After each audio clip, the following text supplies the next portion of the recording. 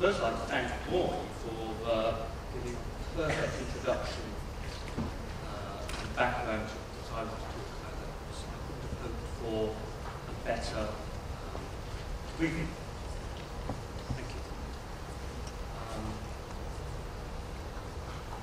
What I want to talk about is some new ideas that will hopefully, what we're trying to do is to improve the economy, structural performance, the sustainability, and maybe the structural safety also of high-rise buildings, to enable greater architectural expression, maybe to make things that actually to make them possible. And one of the things I think that we can look at is damping.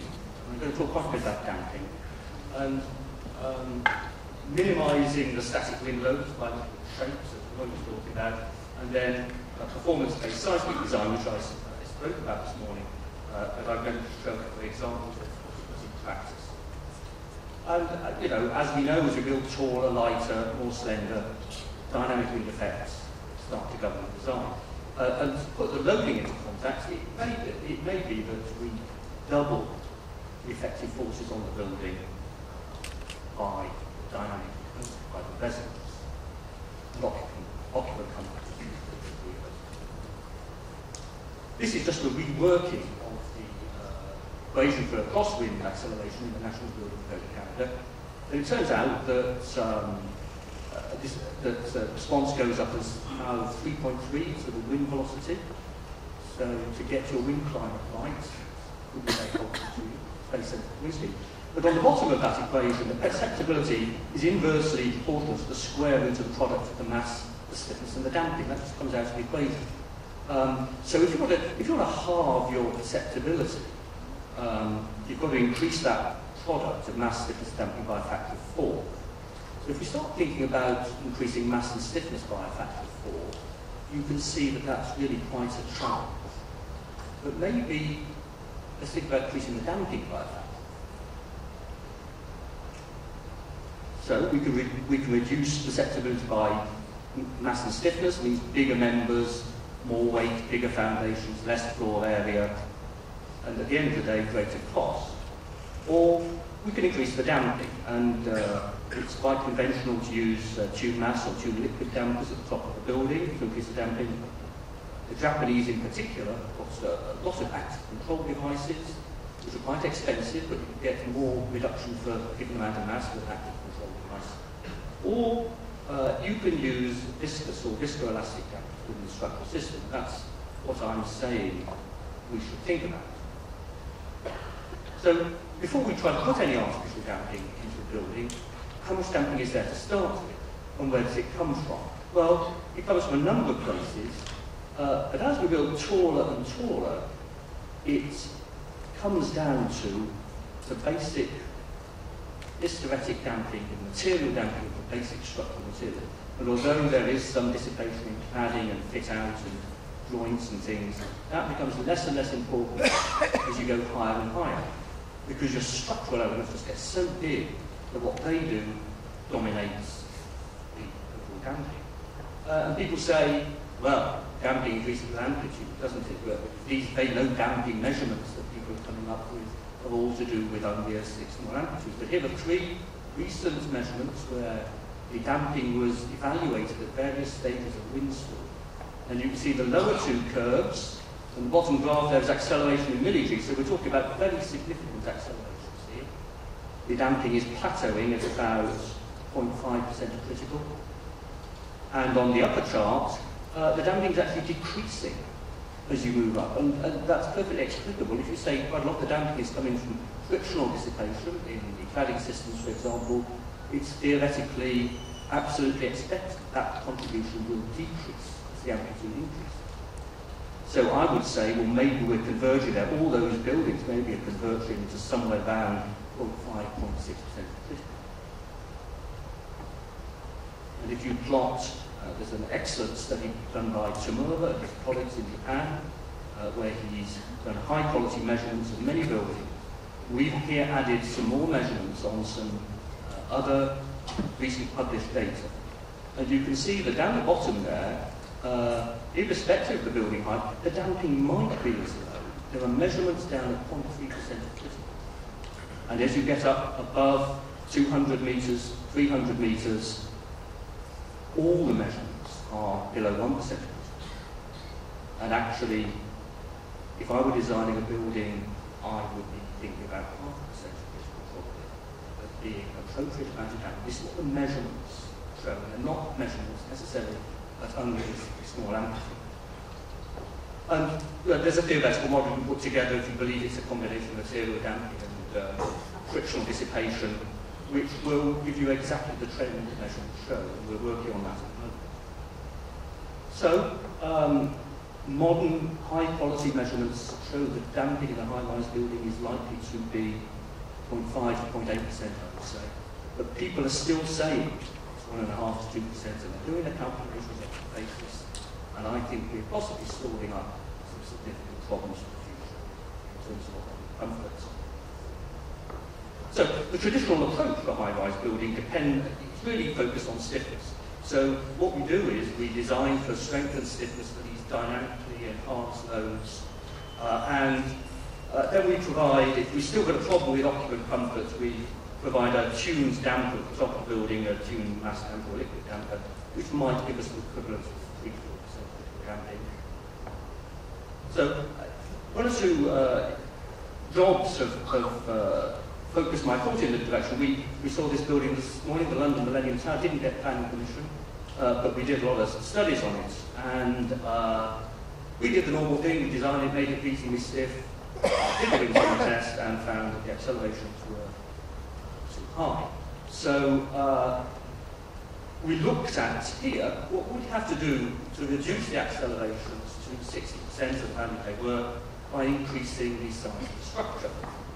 And as Roy said, if you make the structure stiffer, it actually makes people in it more susceptible to acceleration. So you're really tracing this tail. So we ended up actually pretty well doubling the size of the structural members of the main resisting structure in order to get to that level of occupant comfort.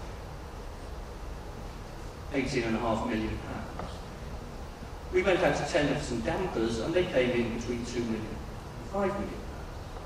So, damping looks like very good value for money. And we got to the stage of the job where I was thinking, well, actually, why don't we buy more damping and start reducing the structure? Because that's a very positive cost option. But we have to somehow improve the dependability of the damping. Tuned mass dampers and tuned liquid dampers have some drawbacks. They're big and they're heavy. They have to go right at the top of the building, which maybe is the most valuable space in the building. You need separate dampers for each mode. You might have 3 different modes at different frequencies. You need separate dampers for each mode. And their performance is sensitive to them being tuned exactly to the period of building, and building periods do maybe change with time as concrete gets more mature, as cracking occurs, as maybe a very strong windstorm goes past the threshold.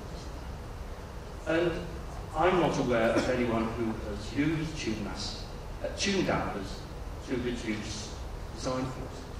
So we're designing further buildings as though it hasn't got any damping, and then putting in these devices to control occupancy. Okay, next job. 3 years later, we were faced with the task of putting a large amount of damping into the London Millennium Bridge. And this little damper puts 2% of critical into that bridge. To do that with a tuned mass damper, you need a much, much larger component. And the other thing is that damper can damp 2 modes. There were 2 modes here. There's one at 1 hertz, one at 0.5 hertz. This damper damps both of them quite effectively. It's not sensitive to tuning. And we measured it. We did shaker tests, and the dampers did exactly what we predicted. So here's an idea. Why don't we apply this concept to high-rise buildings? So what we're trying to do is provide high levels of dependable damping, and typically we're looking at 6 to 10%. Once you get past 10%, frankly, there's not much point putting in damping because it doesn't do you any more good. By the time you get to 10% damping, you've killed the dynamic response. And what we're using is multiple viscous dampers in redundant regions. Multiple because if you have divided damping maybe between 20 components, there's a redundancy. One or two of them malfunction for any reason, you've still got plenty of damping in them. And actually, as I said, if we can get that level of damping, we can pretty well eliminate dynamic amplification. And the forces on the building go back to the quasi-static balance.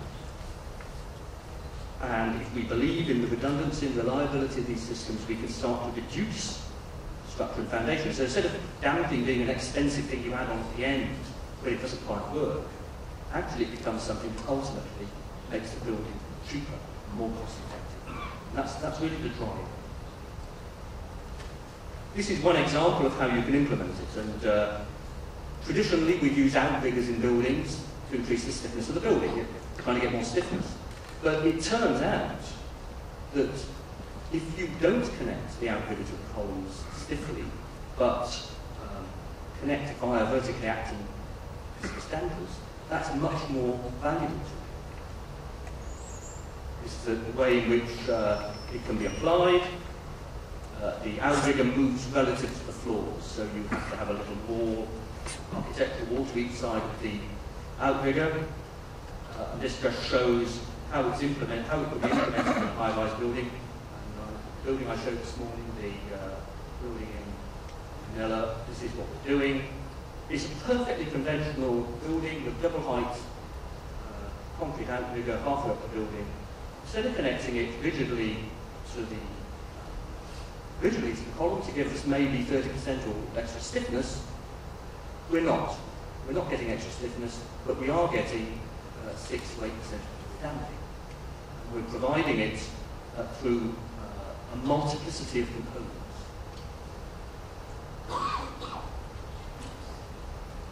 So, what's the advantage of this over tuned devices? Well, they're small inside, as we saw from the Millennium Bridge, they're very small. They're not sensitive to the changes in the building periods. We can damp several modes with the same dampers because they're not frequency sensitive. We're distributing the damping through the building, and we can get higher levels of damping anyway. And maybe we can get 3 or 4% of the mass damper, but here now we're getting 6 to 8%. And we can start to improve the economy of building. And then maybe one of you saw this model outside earlier. Just to show how this works, we did some air elastic tests. Here's a building crosswind. Exactly what Roy was showing. It is again showing a square building responding in crosswind direction very strongly without damping. 0.85% of damping is perhaps typical for certain high-rise buildings. And here we are with the dampers acting, and we haven't stopped it moving altogether. It is moving very much less. And in fact, the accelerations have gone down by a factor of 3. And actually, we can connect the outriggers visually, which is the second one here, and we get more or less the same acceleration as if we don't connect them. So there's other ways we can do it. This is a damped coupled shear wall, and we can actually damp columns. So if you were to put buildings with essentially a tube structure where we're using a tube, and we can damp the columns and get 6 to 8% critical in tubes. Well, the point here is that this graph here shows the amount of damping on a building. The C value is the resistance of the damper. And you can see you could vary the resistance of the damper really quite a lot, and it still produces a lot of damping. So if half the dampers don't work, you've still got a lot of damping in the building. So here we are. This is the first buildings that we've used this on. Forget about seismic zone for now. It's got typhoon winds, and this is an interesting graph because this plots the amount of damping you need to provide occupant comfort as you trade from period to the building. As the building period gets longer, what that means is you're taking material out of the structural building, making it more flexible as material. And if we, I'm just going to point there, but if you go, the original design with the outrigger originally connected, is the yellow triangle there, so a 7-second period, about 1.5% damping. It's nowhere near meeting the occupant comfort requirement. The single change to get to the purple square is disconnecting out the figures and reconnecting the dampers. Here is one other little bit that we've achieved with very, very clear damping. And the further dots go further, it's taking more material out. Actually, you take material out, you get even more damping. This illustrates, it's not the same building, this one, but these are some wind tunnel test results. This is the peak overturning moment as a function of wind direction. As you go with the damping, and you see at 1% damping, at 2 directions, you're getting a huge crosswind resonant response. 10% damping, that's gone. The loads are less than half. So there are various ways in which we can put large levels of damping in a building, and these can make systems, the buildings that wouldn't work. If you get rid of the crosswind response, and then if you then want to start looking at what's the best shape for your building, you should look at drag. You can't do anything about drag, and this is just to illustrate. If you go from a circular building to a square building or a triangular building, the base force goes up very substantially. And if that's important to you, move towards circular. Very quickly, seismic design. Those who were here this morning said, will know I said, this is what we should do. We do it in Japan and China. And UBC type codes were never intended. So when we get to do 300 meter buildings in China, CCTV headquarters, you'd never get the CCTV headquarters to a UBC design. That's not a structural system that is recognized. And this is what you end up doing, and yeah, Roy is right. So in the vertical direction, you need to do bidirectional ground motions to look explicitly at how the building is performing, where the yielding is occurring, and we design this building so that the yielding only occurs in the diagonal traces, in main slightly off vertical elements, coming about to don't yield in most severely. Here's another design we did some years ago. You'd never get through the UBC. It's an uplifting column. Bizarre idea. But this conventional design was really struggling to work. We had huge foundation forces yielding everywhere. Simply by allowing one of the columns to lift off, we were able to improve performance. The only yielding in a huge earthquake is in those panel zones in the beams. And we reduced the quantity of structural steel in the building by a factor of 3. So now we're putting together the damped outrigger to reduce the wind load and performance-based seismic together. This is John, Typhoon Winds and Seismic Zone 4. And we said, we had a code design, or whether it was a code compliant design, I don't know. It really wasn't. But the UBC minimum base shear is 5.5%, it's near a fault. We managed to reduce the wind base shear to 2.5% by putting damping in. And then we said, well, actually, we've got this design at 2.5% base shear, does it work in the earthquake? And it did. What essentially we did was to ignore the strict requirements of the dual system, to design the lateral strength to satisfy the wind load requirements, use capacity design principles to ensure that the ductile elements were what we wanted them to be. Then we used nonlinear time domain analysis using a FEMA 353 approach, and this is the sort of simulation you end up doing, multi-mode structure. Again, no yielding in the columns or all elements except the base. And I'm going to skip over that, but basically we reduced the design load down to the quasi-static wind load. And took a lot of material out. Increased the floor area, $5 to $10 million saving. fires. So, to summarise, the intrinsic damping of high-rise buildings is very low, and it is lower than many people are currently assuming, all the measurements point to that. We believe that distributed, non-tuned supplemental damping can significantly improve building economy and performance for wind. UBC-style procedures are unsuitable for modern high-rise buildings, and performance-based design opens opportunities for creativity and improved safety and improved economy. So I think that's what we should be doing.